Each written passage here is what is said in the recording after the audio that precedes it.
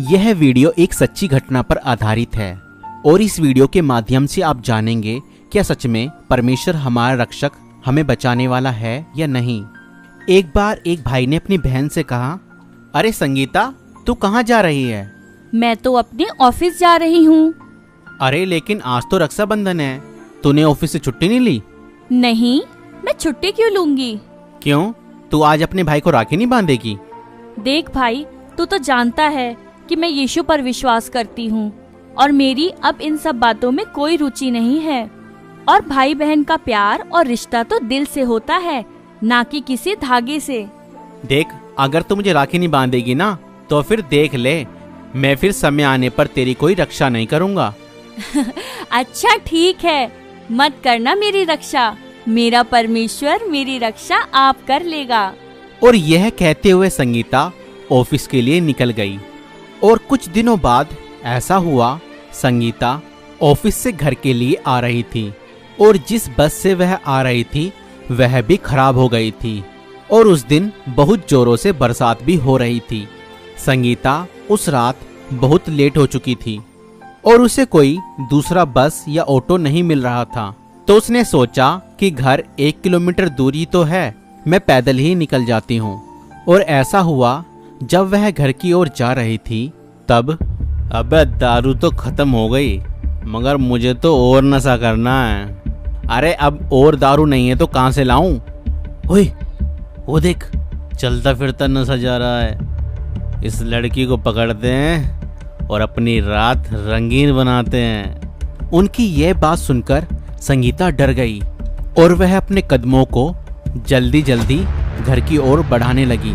संगीता ने हड़बड़ाहट में अपना फोन निकाला और उसने अपने भाई को फोन किया। हेलो भाई, तू जल्दी से आ जा, तो बदमाश मेरे पीछे पड़े भाई। मैं शांति चौक से घर की ओर आ रही हूँ, तू जल्दी आ जा भाई। क्या? संगीता तू घबरा मत, तू भाग वहाँ से, मैं आ रहा हूँ, तू भाग वहाँ से। मैं अपने दोस्त के यहाँ पर आया हुआ हूँ, मगर तू चिंता मत कर, तुझे कुछ नहीं होगा। तू भाग वहाँ से, तू भाग संगीता, मैं बस अभी आया।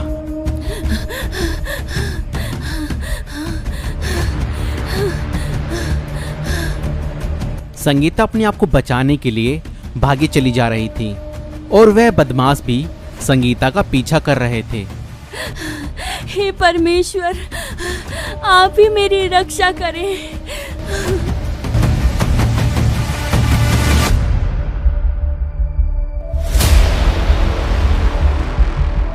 और ऐसा हुआ, उन बदमाशों ने संगीता को पकड़ लिया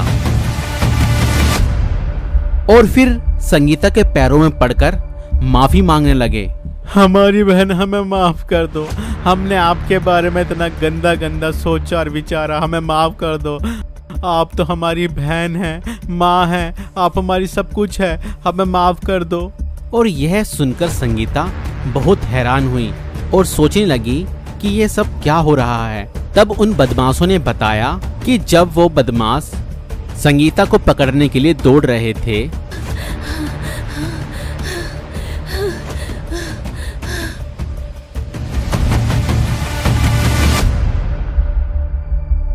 तब 2 बड़े बड़े व्यक्ति उज्जवल वस्त्र पहने हुए उनके सामने आ खड़े हुए और उन्हें देखकर उनके पैर कपकपाने लगे।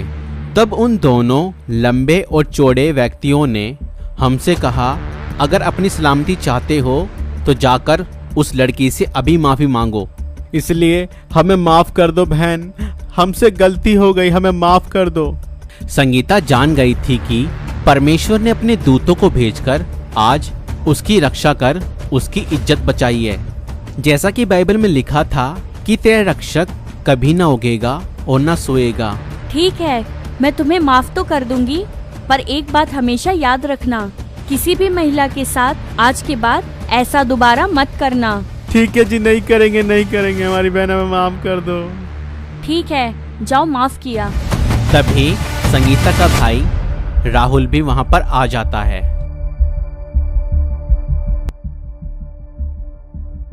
और सारी बातें जानकर वह भी हैरान रह जाता है, मगर वह भी इस घटना के द्वारा जान जाता है कि सच में संगीता का परमेश्वर महान और रक्षा करने वाला है।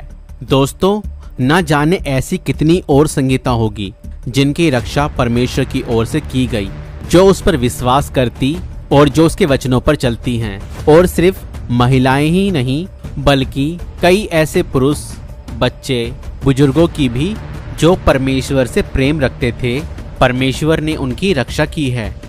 क्या आपके पास भी ऐसी कोई गवाही है जहां पर परमेश्वर ने आपको संभाला हो और आपकी रक्षा की हो, आपको प्रोटेक्ट किया हो? तो हमें कमेंट्स में जरूर बताइएगा। परमेश्वर आप सभी को आशीष दे। सभी को जय मसीह की।